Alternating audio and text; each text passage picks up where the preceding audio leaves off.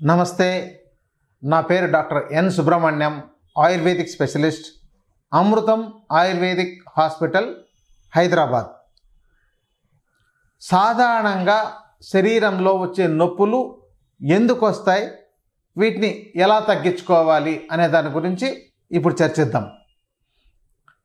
నేడు చాలామంది నాకు బాడీ పెయిన్స్ అండి, అస్తమాను బాడీ పెయిన్స్ వస్తుంటాయి, ఎలాంటి అనారోగ్య సమస్య లేదు, అన్ని రకాల టెస్టులు చేయించాం కానీ చాలా బాగుందని చెప్తున్నారు, కానీ అప్పుడప్పుడు నాకు నొప్పులు వస్తుంటాయి, ఈ కాళ్ళలో కానీ బాడీలో కానీ బోన్స్లో కానీ డిఫరెంట్ ఆర్గాన్స్. అంటే ఇప్పుడు చూడండి, ఈ నొప్పుల గురించి చెప్తూ పోతే చాలా పెద్ద చరిత్ర ఉంది.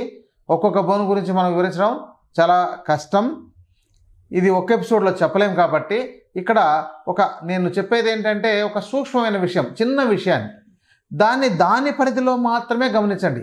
అంతేగాని మీరు చెప్పినట్టు చేస్తే నాకు బాడీ పెయిన్స్ తగ్గలేదండి అని అనకండి.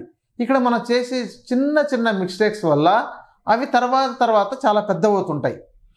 ఇప్పుడు సాధారణంగా కొంతమందికి బాడీ పెయిన్స్ అంటే వాళ్ళ వయసు 30-40 ఏళ్ళు రాక మునిపే నాకు బాడీ పెయిన్స్ వస్తుందండి, అక్కడ వస్తుంది, ఇక్కడ వస్తుంది, ఒక్కోసారి వీపులో వస్తుంది, ఒక్కోసారి కాళ్ళలో వస్తుంది, ఒకసారి తొడల్లో వస్తుంది, ఒకసారి పాదాల్లో వస్తుంది, ఒకసారి చేతుల్లో వస్తుంది, ఒకసారి ఇలా ఈ ఎముకల్లో వస్తుంది అని ఎవరైతే చెప్తుంటారో వీళ్ళు ఏం చేయాలంటే, ముందు మీకు విటమిన్స్ సక్రమంగా ఉన్నాయా లేదా పరిశీలించుకోవాలి. మనకు విటమిన్స్ అంటే ఈ విటమిన్స్ గ్రూప్ ఉందండి. ఇవన్నీ 13 రకాలు ఉంటాయి. ఈ 13 రకాలు చాలామంది తెలుసు. ఈ విటమిన్స్ అనేవి మన బాడీ మెయింటెనెన్స్కు, బాడీ గ్రోత్కు, బాడీ ఫంక్షన్స్ ప్రాపర్గా జరగడానికి ఉపయోగపడతాయి. కానీ చాలామంది దీని గురించి నిర్లక్ష్యం చేస్తుంటారు, ఎందుకంటే వాటి గురించి పెద్ద అవసరం లేదనుకుంటుంటారు. ఇంకోటి ఏంటంటే, ఎప్పుడైనా ఏదైనా సమస్య వచ్చినప్పుడు డాక్టర్లు ఏదైనా టెస్ట్ని అడ్వైజ్ చేస్తే ఆ టెస్టుల్లో పాటు ఏవైనా ఈ విటమిన్స్ సంబంధించినవి ఏమైనా రాస్తే తప్ప సాధారణంగా ఎవరు విటమిన్స్ సరిపడినంత ఉన్నాయా లేదా గమనించుకోవడం లేదు. ఒక్కొక్కసారి కొంతమందికి టెస్ట్ చేస్తే కొన్ని తక్కువైనా కూడా ఏముందిలే పర్లేదులే అని అనుకుంటారు తప్ప దాన్ని బ్యాలెన్స్ చెయ్యాలి, సరిపడినంత పెంచుకోవాలి అని దృష్టి పెట్టడం లేదు. ఇలా మనకు ఈ విటమిన్స్ అనేవి 13 రకాలు సాధారణంగా ఉంటాయండి. వీటిలో vitamin A, vitamin B, vitamin C, vitamin D, vitamin K, ఇలా B6, B7, B12 ఇలాంటివన్నీ చాలా మొత్తం 13 రకాలు ఉన్నాయండి.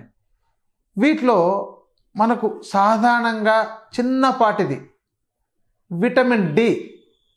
ఇది మన శరీరం అబ్జర్వ్ చేసుకోవడం ద్వారా మనకు లభిస్తుంది. ఎలా అంటే, మనం బయట పనిచేస్తున్నప్పుడు మనకు సూర్యరశ్మి ద్వారా వచ్చేది ఈ విటమిన్ డి అనేది.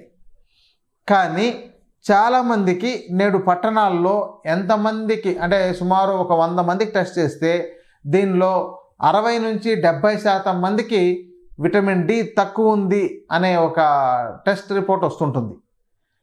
ఇది అంతే కదా, ఏమవుతుంది, తక్కువైతే ప్రస్తుతానికి ఏమి ఇబ్బంది లేదు కదా అనుకుంటారు. ఈ విటమిన్ డి చేసే పని ఏంటంటే, విటమిన్ డి సరిపడినంత ఉంటేనే మన శరీరంలో కాల్షియం అబ్జార్ప్షన్ అనేది జరుగుతుంది.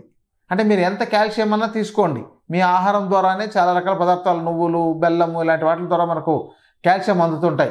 ఇంకా ఇవే కాకుండా మనకు పాల ద్వారా కూడా వచ్చే కాల్షియం. ఏదైనా మన శరీరానికి, మన ఎముకలను దృఢంగా, మన మజిల్ని దృఢంగా, ఆరోగ్యకరంగా ఉంచాలంటే ఈ విటమిన్ డి సపోర్ట్ ఉంటేనే ఈ కాల్షియం అనేది అబ్జార్బ్ అవుతుంది. లేకపోతే శరీరం దాన్ని శోషించుకోదు. అప్పుడు ఏమవుతుంది, ఆ కాల్షియం వృధా అయిపోవడం లేదా ఎక్కడైనా క్రిస్టల్గా తయారవడం, అంటే కిడ్నీ స్టోన్స్ అంటుంటారు చూడండి. అందుకని కిడ్నీ స్టోన్స్ ఎవరికైనా వస్తే మీరు ఆ క్రిస్టల్స్ అంటే కాల్షియం ఎక్కువ తీసుకున్నారు, దానివల్ల మీకు వచ్చింది అనేసి అంటుంటారు.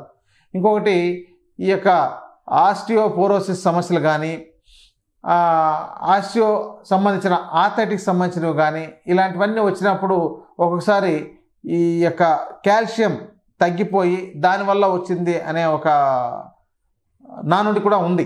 చెప్పాలంటే వాటి తక్కువ వల్ల, అంటే కాల్షియం సఫిషియెంట్గా శరీరం శోషించుకోకపోవడం వల్ల వస్తుంటుంది. అయితే దీనిని మీరు కాల్షియం ఎంత తీసుకున్నా కూడా మీ శరీరం శోషించుకోలేకపోతుంది. ఎందుకంటే మీ శరీరంలో సరిపడినంత డి విటమిన్ ఉండదు. ఆ డి విటమిన్ లేకపోయినప్పుడు ఎప్పుడైతే మీ కాల్షియం సరిపడినంత లేదో ఇంకోటి ఆస్టియోఫైట్స్ అని చెప్పనేసి అంటే ఇంప్రాపర్గా గ్రోత్ వచ్చేస్తుంటుంది బోన్. అంటే చూడండి, మోకాళ్ళు ఎవరికైనా ఎక్స్రే తీసినప్పుడు ఆ పై బోన్ కింది బోన్ని మనం గమనిస్తే ఆ మధ్యలో ఉండేవి ఇట్లా కొండల్లాగా పెరిగిపోయి పై బోన్ని తగులుతున్నట్టు ఉంటుంది. మీరు ఎక్స్రే చూసినప్పుడు మీకు అర్థమవుతుంది ఏదైనా ఎక్స్రే. ఇది సాధారణ భాష. మనకు ఈ ఫీమర్ అని లోయర్ లిమ్స్ అని వీటిని అన్నింటినీ పేర్లు చెప్పడం కన్నా ఈ తొడ ఎముకలోను మరి కింది ఎముక మధ్య మీకు జనరల్గా మోకాళ్ళ నొప్పులు అంటే ఎక్స్రే తీస్తుంటారు. జాయింట్ ఈ మోకాళ్ళను జాయింట్స్ అంటారు కదా, మనకు నీ ఎక్స్రే అని చెప్పని తీసి ఉంటారు. ఆ ఎక్స్రేలో చూడండి, అక్కడ ఆస్టియోఫైట్స్ అని సైడ్కి ఇట్లా మనకు పక్కకు వచ్చేసినట్టు బోన్ పక్కకు వచ్చేసినట్టు వంగిపోయినట్టు ఇలా ఉండడం, లేదా ఆ పై బోన్కి తగులుతున్నట్టు ఉండడం. ఎందుకంటే అక్కడ సరిపడినంత కార్టిలేజ్ ఉంటేనే, మినిస్కస్ ఉంటేనే మీకు ఆ నొప్పులు అనేది రాకుండా ఉంటుంది. కొంతమందికి అది తగ్గిపోయి ఉంటుంది. అందుకని ఆ బోన్స్ రెండు దగ్గరికి అయిపోయి ఉంటాయి. ఎందుకంటే ఎక్కువ గ్యాప్ ఉండాలి. మనకు ఆ ఎక్స్రే తీసినప్పుడు ఆ మధ్యలో గ్యాప్ ఎక్కువ కనబడితే వాళ్ళకి అక్కడ బాగుందని అర్థం. ఆ గ్యాప్ తగ్గిపోయి పై బోన్ కింది బోన్ దగ్గరకు అయిపోతుంటే గ్యాప్ కూడా తగ్గిపోయిందని అర్థం. అప్పుడు వాళ్ళకి నొప్పులు వస్తుంటాయి. అక్కడ చూడండి, ఆ రెండు కింది వాటి బోన్లోని దాన్ని పై బోన్కి వెళ్ళి తగులుతుంటాయి. ఆస్టియోఫైట్స్ అంటారు. ఈ ఆస్టియోఫైట్స్ సమస్య కూడా అంటే ఇంప్రాపర్గా కాల్షియం సరిపడినంత అందనప్పుడు ఆ బోన్ కూడా ఇంప్రాపర్గా ఫామ్ అవుతూ ఉంటుంది. అందుకని మీరు డి విటమిన్ సరిపడినంత ఉండేటట్టు చూసుకోవాలి. ఇది ఎంత ఉండాలి అనే దానికి మనకు ఆల్రెడీ మనకు టెస్ట్ చేసుకుంటే చెప్తారండి. దాని పక్కన మీకు తెలియజేస్తారు. మనకు ఆ 20 నుంచి 25 అబవ్ ఉండాలి అనేసి ఐయుఎస్ అంటే ఇంటర్నేషనల్ యూనిట్స్ అనే ఆ పేరుతో దాన్ని చెప్తుంటారు. చాలామందికి అవి తక్కువ ఉంటాయి. దీనికి కారణం ఏంటంటే ఈ యొక్క డి విటమిన్ అనేది మనకు సూర్యరశ్మి ద్వారా లభిస్తుంది. మనం రోజులో కనీసం అరగంట నుంచి గంట ఎండలో గడిపినట్లయితే ఈ సరిపడినంత డి విటమిన్ అనేది మన శరీరం శోషించుకుంటుంది.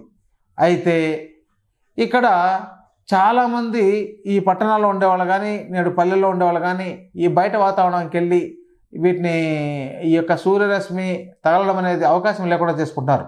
ఇంకా చెప్పాలంటే ఎప్పుడు ఇంట్లో ఏసీ, ఆఫీస్లో ఏసీ, కారులో వెళ్తే ఏసీ, ఇలా ఉండేవాళ్ళు ఎక్కువ ఉంటున్నారు.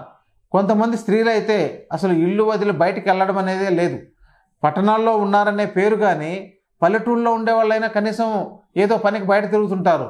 ఈ పట్టణాల్లో ఉండేవాళ్ళు ఎప్పుడైనా షాపింగ్కి వెళ్తే తప్ప ఇంట్లోనే కనీసం సంవత్సరం పాటు బయటకు కూడా వచ్చిన వాళ్ళు లేకుండా ఉండేవాళ్ళు ఉన్నారు.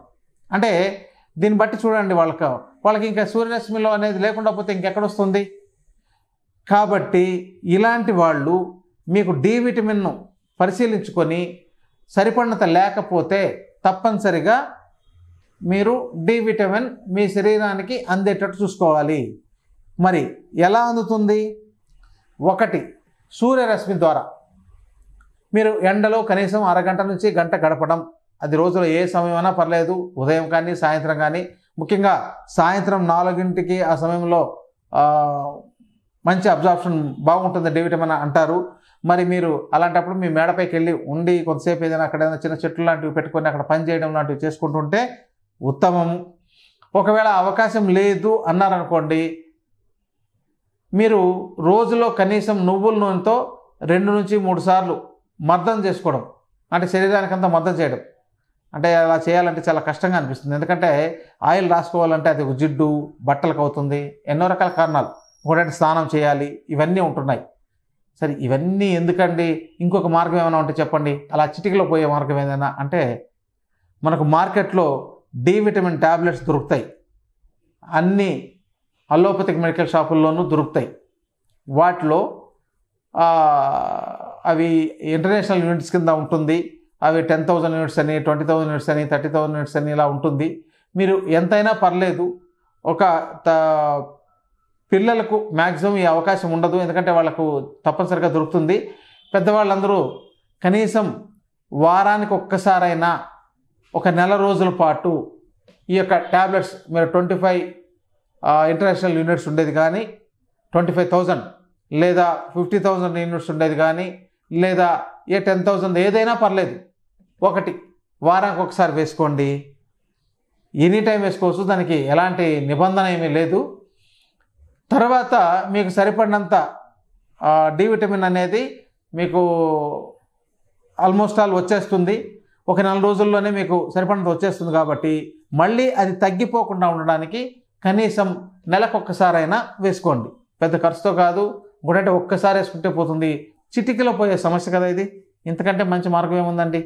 కాబట్టి మనకు ఈ యొక్క పరిశోధనల్లో ఈ డి విటమిన్ని ఇలా మనకు ప్రకృతిపరంగా కాకుండా కేవలం మందులతోనే కూడా అందించిన ఈ మహానుభావులకు మనం తప్పనిసరిగా ఒకసారి కృతజ్ఞత చెప్పుకోవాలి. ఇలాంటి ట్యాబ్లెట్ని అందించి మనం బయటకు వెళ్లకుండా సూర్యరశ్మిలో తిరిగే పని లేకుండా ఎప్పుడు చక్కగా ఏసీలో గడుపుకునే అవకాశం మనకు కల్పించారు. కాబట్టి వాళ్ళకు మనం కృతజ్ఞత తెలుపుకుంటూ ఈ యొక్క డి విటమిన్ మీరు సరిపడినంత పెంచుకోవాలని నేను కోరుకుంటున్నాను. నమస్తే.